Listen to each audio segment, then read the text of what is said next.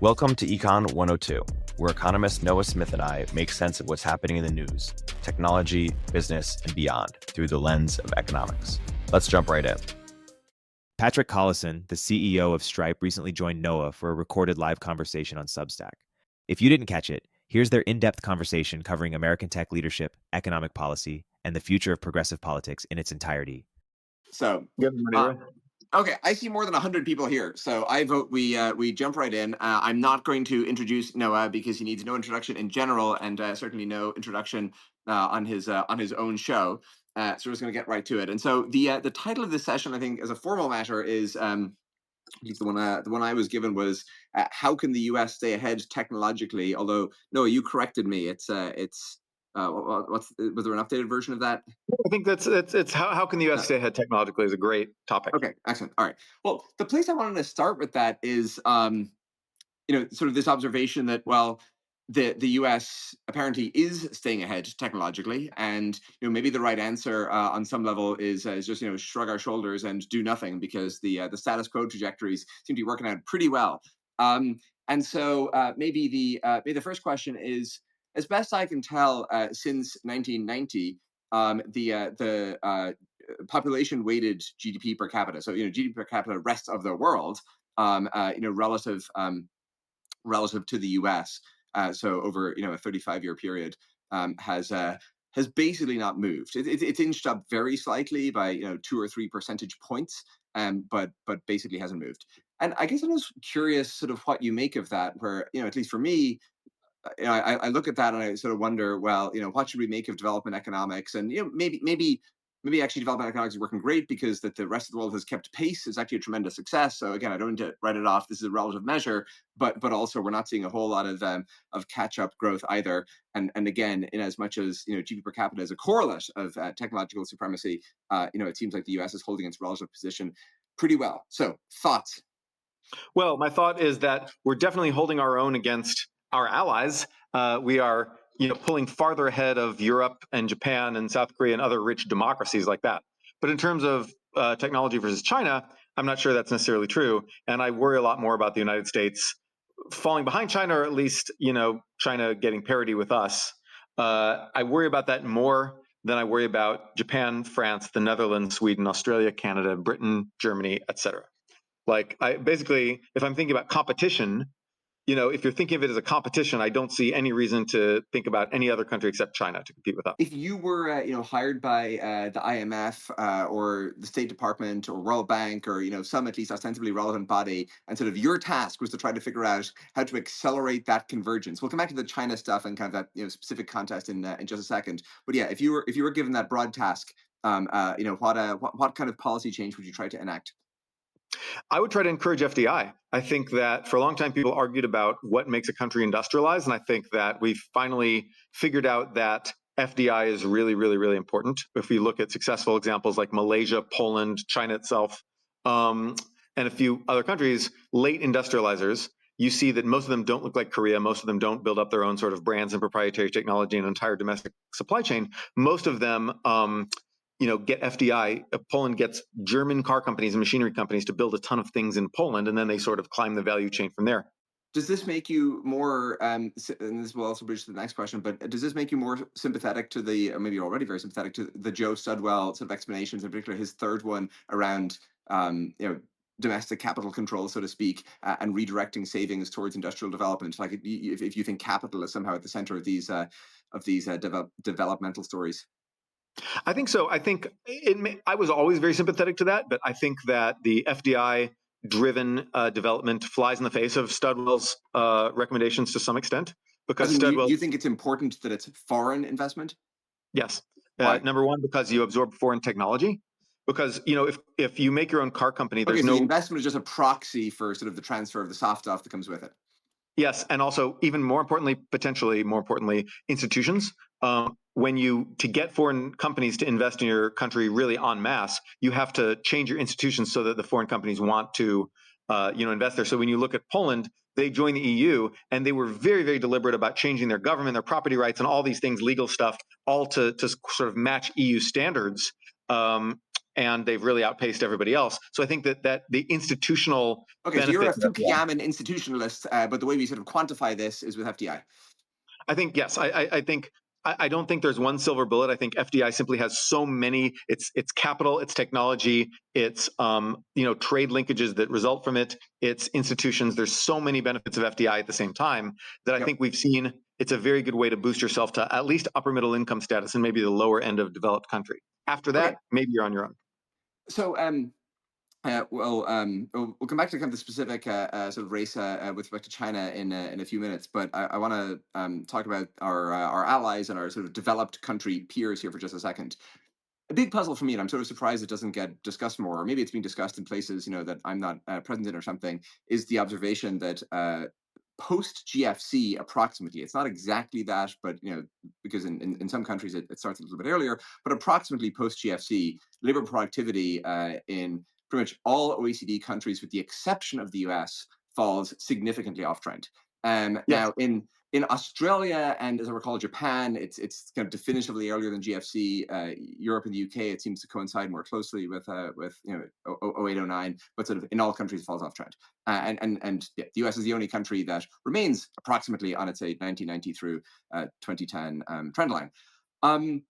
There's a lot of discussion of late about things that are going wrong in the UK, things that are going wrong in the EU from economic points of view, and people like Sam Bowman and others have offered, I think, some quite compelling diagnoses as to what has gone wrong and what one might do about it. But when I look at this picture, it's hard for me to get too wedded to any kind of UK specific or EU specific or whatever explanation, because as far as I can tell, this is also so something very similar is happening again in Japan. And so it seems to be a developed world phenomenon with the exception of the US. And so, I don't know, how do you interpret this? Is there like something singular that's going right in the US? Is there something diffuse that's going wrong across all developed nations? What should we make of this? The answer is I don't know. Because it's not oil, because Canada had even more oil than us and they've stagnated labor productivity wise. There's a couple other countries that have done pretty well. I think like South Korea has done very well, but they had a little more catch up left to do, I suppose, at least certainly in the 90s, maybe even in the 2000s. And so that sort of muddies the statistics. Maybe Australia, but then Australia fits the trend. Oh, they really they fall off. Okay. And so the answer is it must be something United States specific. There must be something that we're special that we're doing right. So Tyler Goodspeed just gave a talk like last week in the UK, and he made the observation, and I'd never really I'd never heard this statistic before. I haven't verified it, but I assume it's true. I don't think he's careless that in the US 80% of commercial lending is non-bank lending, and that in the UK that figure is 20%. Almost all commercial lending is from banks. And that similarly, an overwhelming across the EU, an overwhelming majority of lending is from the banking sector. Obviously, post GFC, credit policies and capital availability and so forth were massively restricted. In a deliberately concerted way across many of these countries. And he doesn't quite say that this can be this kind of broad-based explanation for this phenomenon across many countries. But I don't know, and maybe so building on your FDI comment, I'm curious how much how willing you are to countenance that. I don't know. Like I was about to say that. That's I'm disconcerted by the degree to which you anticipate all of my thoughts here. Yes, we have bond markets. They have banks. We when you look at labor reallocation, we're just much more flexible. Why are we much more flexible? I mean, obviously regulation has to do with it, but a lot of countries don't have. Maybe there's norms in addition to regulations. Most countries have a bunch of family businesses financed by banks. America has a bunch of opportunistic businesses financed by bond markets. So I really suspect this is a big part of it. And note, by the way, for those listening, the idea that America has achieved this increased labor productivity at the cost of increased inequality is not true. If you look at since global financial crisis, America has been getting pretty much less unequal, while inequality has risen gently in some of these other countries where labor productivity is stagnating. So we're doing better in terms of inequality too across the board. It's not like we unleashed neoliberalism and the other people protected their poor people. That's not what's happening here. I think it's just that bond markets beat banks in a way. That's my best guess. But again, that's the only guess I have. The private equity industry is, or well, private credit industry, I suppose, and the Apollos and all the rest are much maligned and actually, at least relative to banks, we should embrace them. Maybe so, but so in terms of private equity specifically, I've seen conflicting reports. I've seen that private equity. I've seen some things that say they don't increase productivity as much as companies that don't get acquired by private equity, but there could be like a threat option, and there's all these. The data is very hard to see on private equity specifically. They probably have a role. I read a piece recently, sort of inveighing against the private equity takeovers in the healthcare sector, and all these sort of extensive anecdotes about how the quality of care declines subsequent to those takeovers and so forth. And I thought, well, that really feels like a just so story. And I suspect when you look, somewhat more objectively at longitudinal data, that the picture is significantly more favorable, and there are efficiencies brought by these, by the economies of scale from these private equity firms and so forth. And so anyway, I started to just in a very superficial way dig into this literature, and actually it's pretty mixed, and it seems like there are at least some reasonably compelling analyses that suggest that, at least with respect to measured quality of care, that you should not celebrate your local hospital being taken over by private equity. So anyway, but it doesn't make a big difference. Yeah. Basically, the consensus on private equity is that they fire a bunch of people. That's what they do. Private equity takes over and they fire everybody. America still has very high employment rates, meaning that private equity is contributing to labor reallocation, which is why we can't look at company by company. We can't just look at who gets acquired by private equity. We have to look at other companies who get to take advantage of the labor fired by private equity, reallocate them into better jobs, and basically we have this much, much higher reallocation than other countries. Private equity is probably a part of that, just by firing people so they can go get other jobs. We'll continue our interview in a moment after a word from our sponsors. What does the future hold for business? Ask 9 experts and you'll get 10 answers. It's a bull market. It's a bear market. Rates will rise or fall. Can someone invent a crystal ball? Until then, over 41,000 businesses have future-proofed their business with NetSuite by Oracle, the #1 cloud ERP, bringing accounting, financial management, inventory, HR into one fluid platform. With one unified business management suite, there's one source of truth, giving you the visibility and control you need to make quick decisions. With real-time insights and forecasting, you're peering into the future with actionable data. When you're closing the books in days and not weeks, you're spending less time looking backwards and more time on what's next. If I had needed this product, it's what I'd use. Whether your company is earning millions or even hundreds of millions, NetSuite helps you respond to immediate challenges and seize your biggest opportunities. Speaking of opportunity, download the CFO's Guide to AI and Machine Learning at netsuite.com/102. The guide is free to you at netsuite.com/102. netsuite.com/102.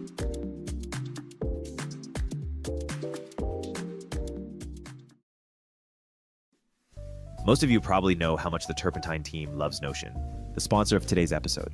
We use it every day for editorial planning, transcript markups, project managing, knowledge sharing, and it's where I drop random 3 a.m. ideas that turn into episodes. Now it has the power of AI, built right inside of Notion and woven across our entire workspace. It's been a total game changer for our productivity and focus. We just used it the other day to architect the content schedule for next month across our network. Notion combines your notes, docs, and projects into one space that's simple and beautifully designed. The fully integrated Notion AI helps you work faster, write better, and think bigger, doing tasks that normally take you hours in just seconds. Try Notion for free when you go to notion.com/upstreampod. That's all lowercase letters. Notion.com/upstreampod to try the powerful, easy to use Notion AI today. And when you use our link, you're supporting our show. That's notion.com/upstreampod. In the IMF's World Economic Outlook report for 2024, they actually try to quantify how much that greater allocative efficiency of labor in the U.S. economy contributes to its outperformance relative to a whole bunch of our OECD peers. And obviously, that's a very difficult counterfactual to measure. So who knows how robust it is? But it is in their eyes not a small effect. So I was quite struck by that. Yeah. So. Like I said, that's my best guess as to what America is doing right, but there could be other things too. I mean, I also think that immigration is probably part of it because domestic market effects. I think that domestic market effect of Europe is fragmented because they have all, there are all these small countries who don't really have the same language, et cetera. And then, none of these other rich countries have very large domestic markets. Like Japan certainly doesn't. Australia certainly doesn't. And so, they're relying on exports. They're relying on being part of a larger economic bloc. But there's always lots of barriers within those blocks. And so, America, Yep. Other than China, we're the, or India in the future, we're the only country with this really large domestic market, this frictionless domestic market, and then the size of that domestic market is increasing because of immigration as well at the same time. So everyone wants to invest here, and so you get clustering effects where as a software business, you want to be in America, not just because that's where engineers happen to live, because there's also a lot of engineers in East Europe, and not just because we have better regulation, although maybe we do, but also because we have this giant domestic market for software, and then you can trial out your software, and the businesses will buy all your software here. And also, AI is banned in Europe. Yeah. Well, yeah. Tongue in cheek, but okay. So I want to ask you a question, and I'm not really sure what the question is, so I'm just going to sort of say some stuff, and at some point I'll just kind of peter out, and you can imagine a good respond if you question want. and then after that. So you wrote a piece back a couple of months ago about I think reflecting on a decade of progressivism and liberalism and some of your beliefs and so forth, and you wrote. But I have to say that I now doubt the practical effectiveness of some of the policies that I embraced in previous years. Others still seem like good ideas, but I'm dismayed at their botched implementation where they were tried. And many progressive ideas simply don't seem like they'll be able to win majority political support in the near future. And you mentioned sort of in that category DEI, immigration, policing, healthcare, defense, unions as sort of examples. And then in the conclusion, sort of this observation that that leaves the movement as a whole drifting aimlessly. And then it seems to me that Matt Iglesias and Ezra Klein and obviously you and others are kind of engaged in this exercise of trying to somehow rethink, reconceptualize, figure out some sort of vision for liberalism over the forthcoming decade. There was a piece in the Washington Post yesterday about how measured Democrat favorability is at record lows, and that for example, the CNN opinion poll measured by a significant margin the lowest favorability scores for Democrats since they started this particular version of the poll in 2006. So in almost 2 decades.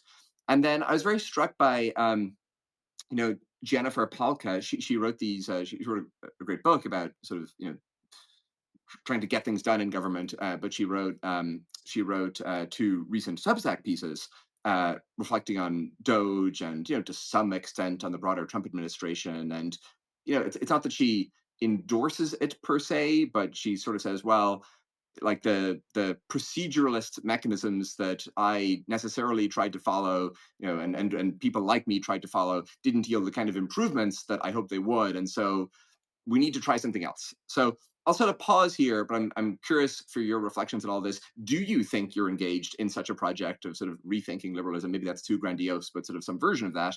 And if so, what do you think that might look like? Absolutely, I'm engaged in that project, and that project is going to fail over the next few years. So that ideas, the ship of ideas takes a very long time to turn around, and progressives who are thinking about economic ideas are still going to think very much in terms of anti-corporatism, especially anti-tech corporatism, especially because so many people in tech have become Republicans now. And so that anti-corporatism is going to continue to animate much of the progressive movement. The other day, a leading progressive thinker said to me that they thought that Luigi Mangione killing healthcare CEO was a sign that people are really mad at corporations in the United States and that this can be a platform for popularity. I was like, no, people just like to see some chaos on social media, but they didn't listen. And so this idea that like somehow antitrust will rally people to the banner of progressivism is wrong, because it's wonky. It's too nerdy. People don't care. Like nobody cared. Like when they broke up Bell, that wasn't a big populist thing. That was a technocratic thing. People may be annoyed by corporations, but only because corporations are proxies for the bad incentives we've set up.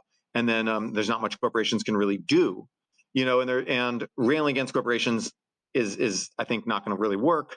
In terms of economic stuff, people aren't really in the mood for much more of a welfare state. And then kind of the other equity-based things, DEI and things like that, or racially targeted programs that the Biden administration was doing have been struck down by courts and will continue to be struck down by courts and are also extremely unpopular. Even if people say, I like DEI, and then any specific thing of DEI that you ask them about, they're like, I don't like that. And so that's, I don't know. like basically, and nobody cares about climate. I care about climate a lot. I'm very worried about the climate. I'm very, concerned about decarbonization. I think America is by far not the most important factor in there. I think China is. I think that other developing countries are to some extent. I think that America is not that important. We should be doing what we can, and we're not going to because people don't care. And it's just not a political winner. And in fact, we're going in the wrong direction where Trump is attacking green energy, attacking like solar, when solar is obviously the cheapest energy source if you can get the land. Solar is the cheapest energy source, and Trump is attacking it over culture war reasons. So we're screwed on this, and I don't have a lot of optimism here. I think that basically, well, but okay, but if I can interject before you get too pessimistic, so this you're sort of giving a descriptive political account as to how you don't have too much hope for this agenda, at least in the immediate future. But as I look back over the course of the last couple of decades, and maybe even you can view the current administration in these terms. Sometimes these ideas are inchoate and don't garner a whole lot of sympathy or attention sort of when first expressed, but they can really have some staying power. And perhaps after 4 years or 8 years or 12 years or 16 years, a movement and sort of coalitions and so forth can really start to form or reform or be reconfigured around them. And so if you set aside your sort of near-term pessimism as to their political viability, what would you like to see happen to this movement and to liberalism as you perceive it? well, what we need to do, everyone talks about abundance. That's a wonky, nerdy thing. I'm a wonky nerd, but I think that the a refocusing on the middle class. Basically, their progressivism decided in the 2010s. Didn't Kamala say that a lot during her run? Kamala said a lot of things that no one paid attention to. In fact, had only people who paid attention to the news voted, Kamala would have won in a landslide. It was people who didn't pay that much attention to the news, low information people who didn't pay attention, and or I'm sure a few people paid attention and just didn't believe. Kamala did this whole she was very moderate in her messaging. She was very patriotic. She sidelined the Palestine protesters and all this stuff. I don't think it mattered that much because she had spent so many years being the priest of wokeness that I think that it just didn't have time to take. It was a good idea. It was a good pivot. It probably kept the election closer than it would have been otherwise, but it wasn't enough. And so you just, but you see this historically. You see Walter Mondale was a pretty moderate guy, and Michael Dukakis was a more moderate guy, and then Bill Clinton was an even more moderate guy, and then finally Bill Clinton broke through, and then politics started moving in a more progressive direction once we got to that baseline of like how much progressiveness were people in the 90s willing to tolerate. It was like a little bit, and then you got that, and then you're like, how about a little bit more with Obama, et cetera. But then I think that, I think that basically that was what we saw with Kamala was the beginning of a needed triangulation. And just because Kamala said, flew some American flags behind her and it didn't work and she didn't win, doesn't mean that that's not going to work. We're going to go more toward that, especially because we see on the Republican side, we see attacks on American institutions, sometimes selling out of American interests, et cetera. And so I think that Democrats have an opportunity to claim patriotism not as triangulation, but as an alternative to some of the things that Trump is going to do. And so I think, patriotism, a focus on the middle class, abundance, and kind of effective industrialism, and I also think effective bureaucracy over nonprofit groups. I think is going to be a thing that we switch toward, that we need to. So just again, those patriotism, middle class, effective middle class, focus on the middle class distributionally, abundance, industrialism, growth, technology, things like that. And effective bureaucracy over effective bureaucracy. And I think also, simplified welfareism is going to make a comeback. I think people didn't like the child tax credit, but they disliked it less than other welfare policies. And I think that eventually we're going to realize that any growth thing you do is going to leave some people behind. And the typical progressive approach is to have all sorts of carve outs and contracting requirements and all kinds of kludges, the everything bagel that Ezra Klein talks about, to make sure that it's pre-distribution. And I think union requirements, even in places where there are no unions. And so So I think that that's going to go by the wayside, and instead we're going to say we're going to charge ahead, and then we're going to do some other special things to make sure that people don't get left behind. I think that approach is going to eventually take over.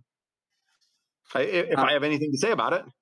All right. Well, I think you've a significant platform and pulpit here on Substack. So Much to say. Okay. I believe it's the case that 25% tariffs will be imposed on Canada and Mexico tomorrow. Or at least that was what the press secretary said this afternoon. And 10% tariffs on China. You've written extensively on industrial policy and tariffs and many related topics. If it turns out that, and look, I think everyone either is familiar with your views or can imagine your views from other things you've said, or the fact that well, I'll set that aside. If it turns out that and no matter how improbable you think this is, if it turns out that the tariffs are either not that bad or in fact good, what will the mistake or your mistake have been? Like, make the pro case, even if you think that it's extraordinarily unlikely.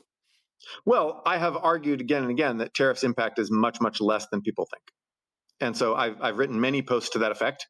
And so to say that because I'm generally associated with the Democrats, I hate tariffs and I think they're going to be the end of the world. I've also argued for targeted tariffs in certain cases, in many cases that are not what Trump is doing. But I've also said that what broad tariffs do is they appreciate the exchange rate, the dollar goes up. And then what happens is that that cancels out a decent amount of the effect of the tariffs. Right. I Okay, think but on the pro case, whether we're a good idea. Why tariffs are actually a good idea? These ones. I don't see much of a pro case. I think overall the impact is going to be less than people think, but I think it's going to be slightly negative. I think that it will, diplomatically, geopolitically be negative because it looks like we're just attacking our allies. The tariffs on China are only 10%. We're giving our main rival a pass while just hitting our allies for absolutely no reason. I think that there's a chance Trump will cancel these things when Canada and Mexico do things that he wants them to do. They'll use it as a bludgeon, and it's possible they won't even, stay around. So, what could go?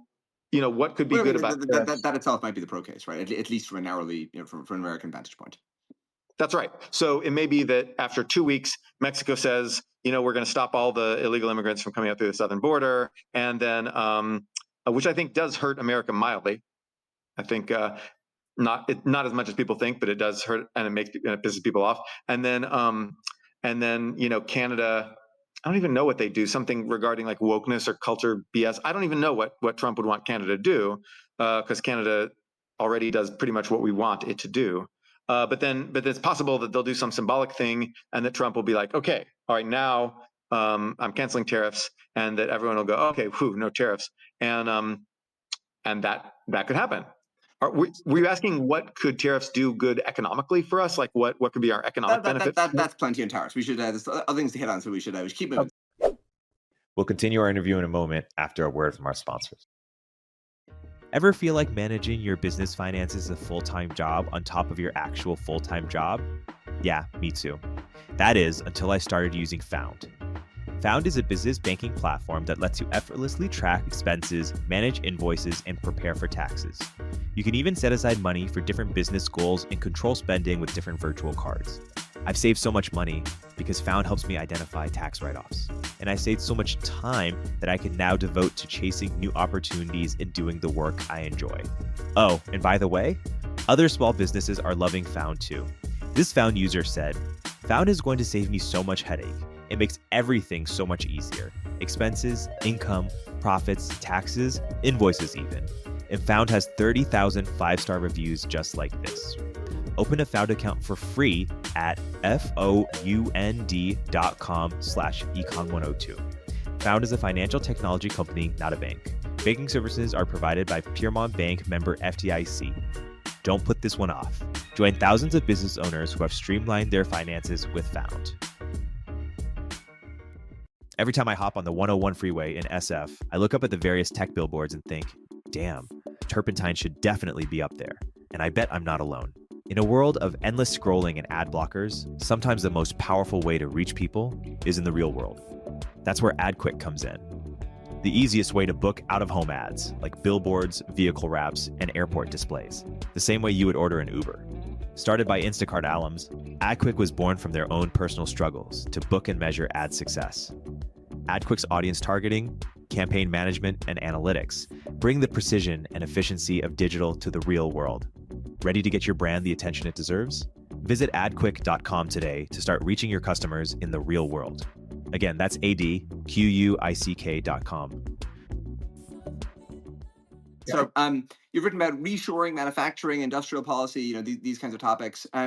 Don't humanoid robots, and again, to get back to our sort of nominal topic for this conversation around sort of American technological preeminence, don't humanoid robots just very fundamentally change the calculus? Where, as one thinks about the geography of manufacturing, it's obviously so intertwined with labor costs, and is it not the case that in the reasonably near future, there's the prospect that the concept of labor costs change very fundamentally, and that much of this landscape will look very different? Possibly. I mean, the idea is because it looks like a human, it can do the things a human can do. Yeah. Its fingers will work like a human's fingers, but we don't really have like artificial muscles. Everything's still like a motor, right? I mean, we have some things that are like artificial muscles. We have piezoelectric things. We've we have actuators and actuators. we've things that can move a box, from this shelf to that shelf, right. or many other steps of a conventional That's right. But manufacturing line process. That's right. But there's going to be a whole lot of last mile things there, just like many more than there were with self-driving cars. Like if you can't pick up this one little thing, then your robot is not like a human, and then it's just not substitutable. Now you need a human to like do that thing, and now you might as well have that human do other things. How expensive it is to manufacture, program whatever these robots will have a big effect on. I don't actually know anything about that. Like, can you just load it up with ChatGPT and say, "Hey robot, give me a box," like, or like, hey robot, put this thing together, figure out how to program, put this thing together and then put it together. Then the robot, like, you have a multimodal LLM in its mind, it's like, okay, let me figure it out. Reinforcement learning, I don't know. I don't actually know how the software is going to work, how the hardware is going to work. Like, so I can't tell you. I mean, I can imagine an imaginary robot that worked just like a human, like Commander Data, but I can't. I don't know that humanoid robots just, we could make it look like Commander Data, but it doesn't mean it works like that.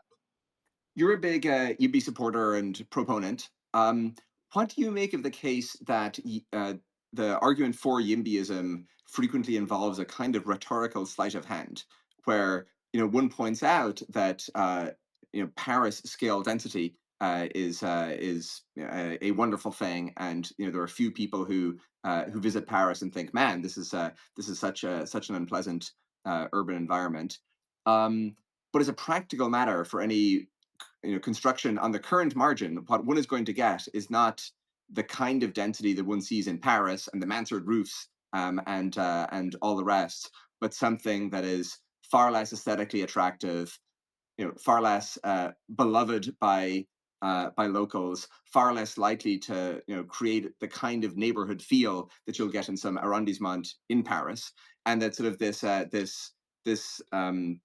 association of YIMBYism with Paris neglects the fact that construction today and the sorts of buildings that we tend to erect are not that, and are something quite different, and that there's some kind of architectural or aesthetic or vibe related problem with the construction, and that helps explain some of the opposition that YIMBYism receives in practice. To Thoughts? clarify, the answer is when the housing America builds is so ugly that, are people just going to be mad because now things look ugly? Yes, except I wouldn't particularize it to either housing or America. I think you can generalize it to all sorts of buildings, and I think the same phenomenon exists in the UK. Well, I look at Japan, which I think of as a YIMBY success. They're very good at building. They have very rational zoning. They, they don't have much of a housing shortage at all in Japan, and not just because of the declining population, because Tokyo's population has increased a lot, and they've managed to build enough housing for everyone to have housing in Tokyo. So locally, they've had housing, things that could have turned into housing shortages had they not built a lot, and they built their way out of it. Japanese buildings do not look amazing, like in terms of Paris type of things. I love the way it looks. In fact, I've written about Zakyo buildings. Japan has developed this, but quite by accident, I would add, this aesthetic of signs on buildings that makes it look like this, sort of pseudo-organic neon wonderland. With no neon, it's actually just electric light bulbs. But anyway, and that has created a beauty all its own. And I think that when I look at America's sort of quasi-densified suburbs with townhouses and small apartment buildings and things like that, and these little urban shopping villages, and the sort of gentle density in our inner ring suburbs of places like Seattle and Austin and things like that. It looks great to me. I can't speak to other people. It doesn't look like Paris. All right. I think Paris looks cool. I don't necessarily want to live in a place that looks just like Paris, but it looks cool.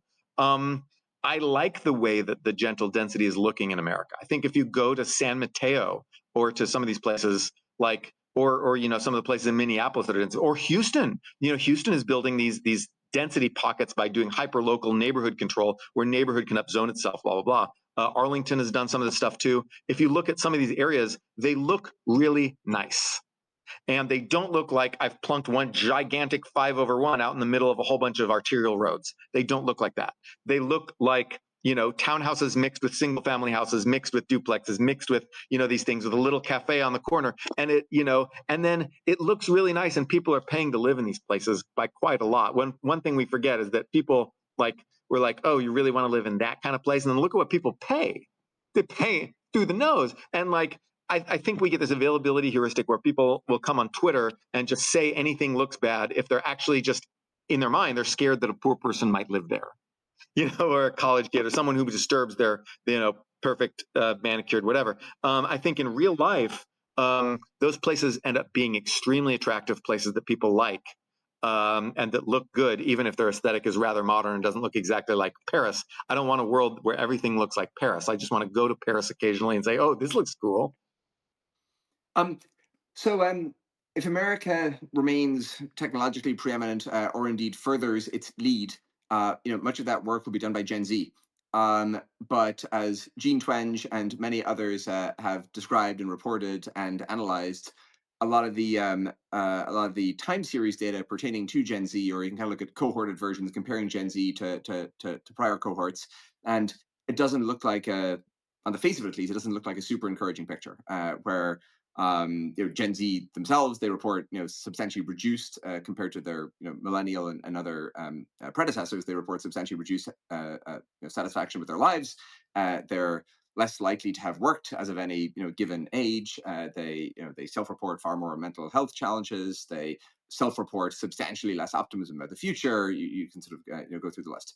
Now, obviously, there's a way in which you never want to you want to be cautious about such cases, because there are lots of times in the past where people have thought that there's some problem with the new generation and they're totally screwed up, and then they come of age and things somehow work themselves out. And obviously we most notably perhaps versions of this in the 60s, but certainly not only in the 60s. So we should presumably be cautious in this diagnosis.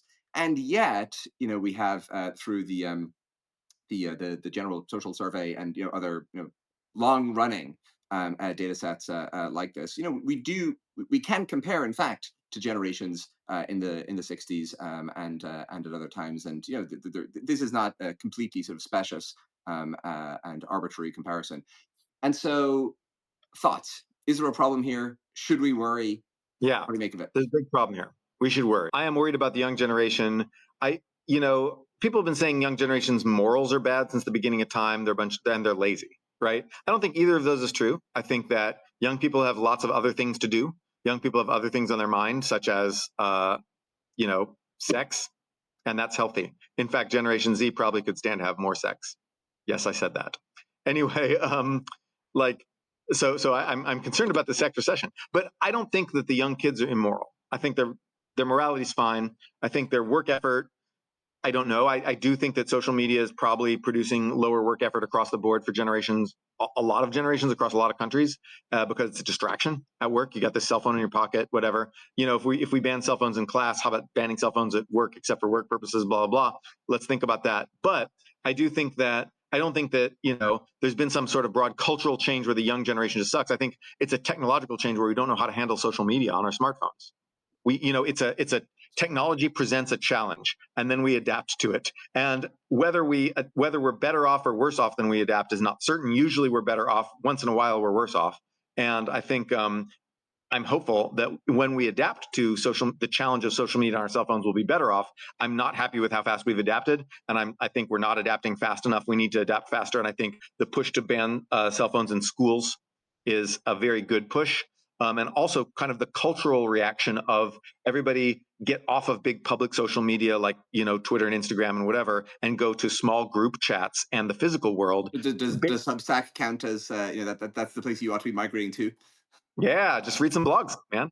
But when I meet, I have I don't hang out with a lot of Zoomers. I'm like 40 years old. I don't do that very much. But then when I do, they're usually like precocious, tech types. And when I do hang out with them, they seem extremely healthy. It's a highly selected set, but they also seem not.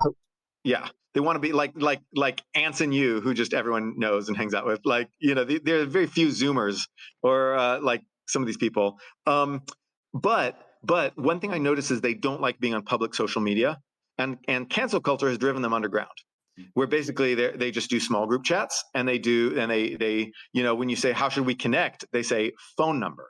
It's basically back to the 2000s. And if you look at when young people were the happiest in history, it was in the 2000s. It was when we had the internet, but the internet wasn't like social media. These few social media platforms weren't our whole world, but we had the internet. The internet was there for us. It just wasn't the only thing that was consuming our whole lives. And I think we're reverting. I think we're going back toward that in a healthy way. And so I'm optimistic about that. I want to ask you about institutions. In science, lots has been written about the replication crisis. Through the pandemic, there was few people lauded to the collective set of FDA, CDC, and other bodies for their spectacular performance. I mean, obviously the vaccines themselves were great, but in terms of the other aspects of the institutional response, we obviously had the tragic air crash 2 days ago, and it seems like the reportable near misses have been increasing significantly over the past couple of years. And again, maybe there's some very benign explanation for that. Maybe the reporting thresholds changed or something, but sort of it feels like something has been going wrong there, culminating in that. One could continue with myriad examples across lots of other domains.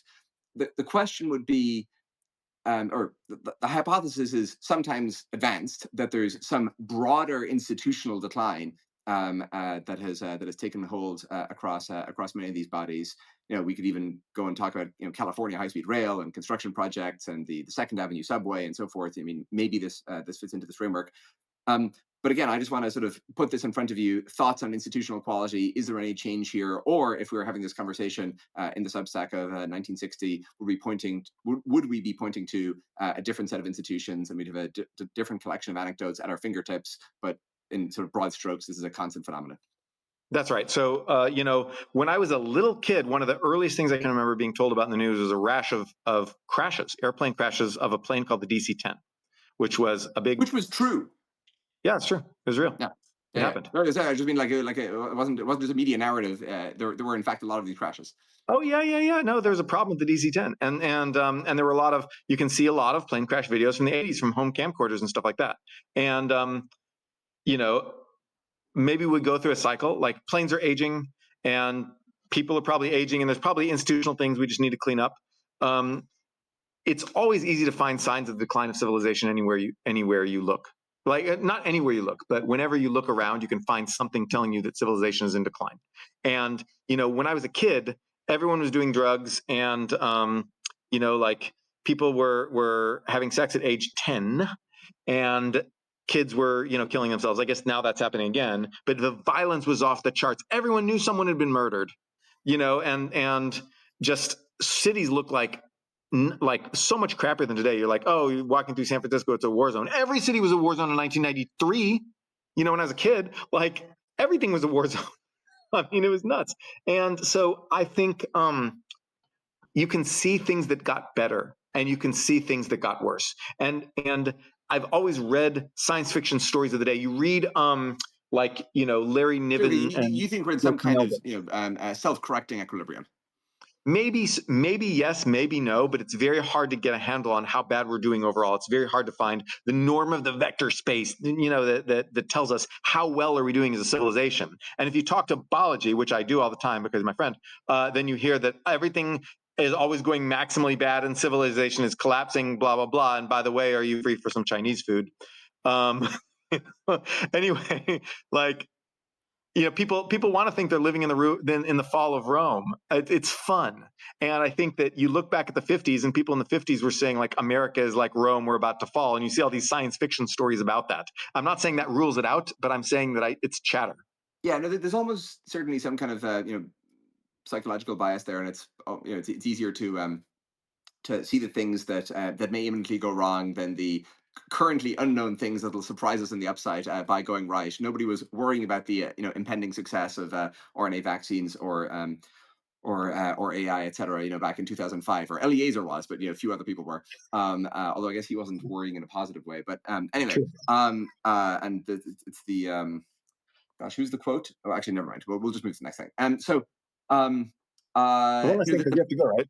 You have hard stop. Well, yeah. So my last question is it feels like the policy aperture as a general matter is opening, and things are being done by the current administration on the right that would really surprise people relative to the right of 10 years ago, and to our previous conversation, feels like on the left a lot is being rethought, and sort of the rough sketch of the program you laid out is differs to the topics which were most salient over the past decade.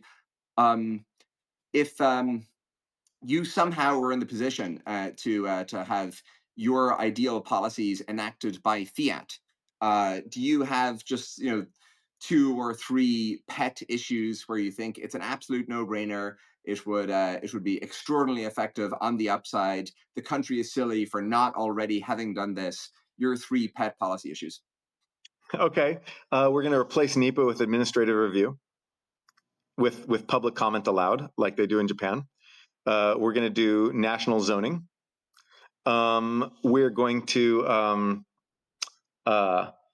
just do big increase in science spending, like we voted to do with the Chips and Science Act, the science part of the Chips and Science Act, and then didn't do because we didn't actually appropriate the money. We're going to do that. Was that 3? Those 3. Okay, fine, we're done. Replace NEPA, national zoning, and increase in the science budget. Noah Smith's top 3 policy prescriptions.